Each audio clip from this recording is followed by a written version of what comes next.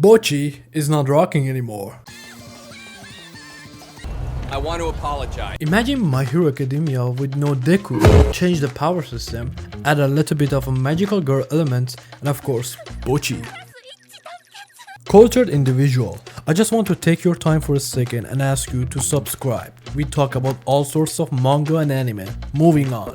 Shy is the latest manga that caught my eye while I was looking for a superhero manga. So what is it about? Of course, it's about being shy. Mid 20th century, the world is on the brink of World War III, the long-awaited sequel. But a group of individuals with great powers demanded the cancellation of the show because World War is offensive, because Twitter said so. So begins the era of peace. These individuals are called heroes, duh. The American hero, Homelander, the Russian and of course alcoholic hero, Spirit, the British hero, King Charles III, and so on. Each nation has their own hero. What does Japan get? Hentai. Teru aka Shy, who the fuck named themselves their weakness? Teru is a young girl who's interested with these superpowers, but she's inexperienced and gets embarrassed by the tiniest social interaction. She has to tolerate it and help to maintain the era of peace. For example, if there's an accident or disaster, and if heroes are in the scene, they'd help. During an incident, she fails to rescue a girl properly, which results in a shift in public opinion about her.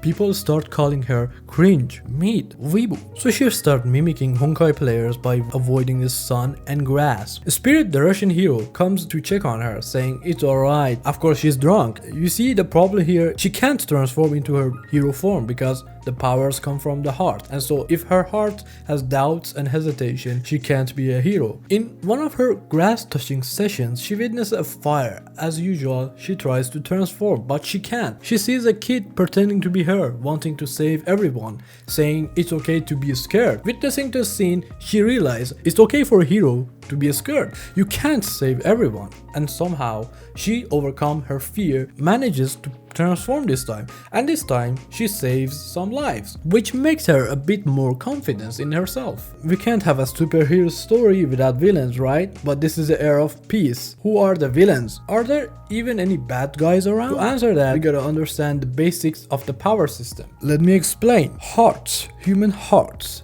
There's this entity called Unilore. She lives in space. She works as the supervisor for her heroes, and by giving the selected humans these rings, she can make them into heroes. On the other side of the spectrum, we have this boy who's called a stigma. He can manipulate people's heart and take advantage of their negative emotions, turn them into demons or something like that. Sounds familiar? He gathers other people with powers, with goal of world peace, or in other words, makes his dream into reality. And from what I read so far, the powers come from an individual's emotion. For example, if someone has some hatred or some dream that they couldn't achieve for whatever reasons, he uses that to give them enormous power. It doesn't take the story too much to establish the opposite side of the heroes. If you read it, you can't call them villains, really, can you?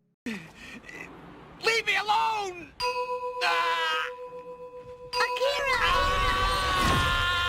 Awesome and unique characters makes this manga more exciting to read. For example, Lady Black, the Swiss hero, and Spirits, the Russian hero, are my favorites so far. Spirit played the role of a mentor type for Teru. She supports her at all costs and teaches her how to be a proper hero. She has a solid and a sad character arc, which happens very early on in the story and makes you more invested in her character and the actual plot. Speaking on how to be a proper hero, around chapter 7 we meet Stardust, the British hero. He's here to teach a lesson to Teru. Why? Because she can't do shit. She needs to learn how to fight as a newbie hero, and with the situation with the stigma getting more intense, she needs to learn how to use her power. So what is the best course of action to teach her? If you thought showing her the ropes step by step, you're wrong. Stardust beat the hell out of this kid and says if you surrender, you gotta quit. Of course she won't surrender because she is a shonen protagonist after all, but it's not due to power of friendship, but because she wants to be useful, and no matter how many times she fails, she will try again